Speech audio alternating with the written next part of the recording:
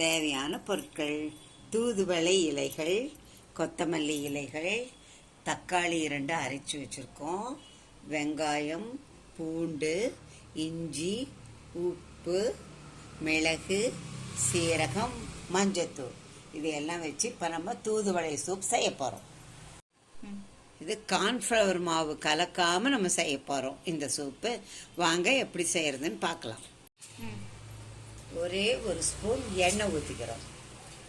அதில் மிளகு, சீரகம் 2ஐயும் போட்டு கொஞ்சம் லைட்டாக வெடிக்க விடணும். இப்போ நம்ம அதில் வெங்காயம், பூண்டு, இஞ்சி இதையெல்லாம் போட்டுக்கிறோம். போட்டு நல்லா வதக்கிக்கணும். இப்போ நம்ம தூதுவளை இலைகளை அதில் போட்டுறோம். வெங்காயம், பூண்டு, இஞ்சி நல்லா வதங்கின உடனே தூதுவளை இலைகளை அதில் போடுறோம். கொஞ்ச நேரம் ஒரு 2 நிமிஷம் அதை வதக்கி விட்டுறலாம். இப்போ நம்ம அரைச்சி வச்ச தக்காளி ஜூஸை அதில் ஊற்றுறோம். கொஞ்சம் தண்ணி கலந்துக்கலாம்.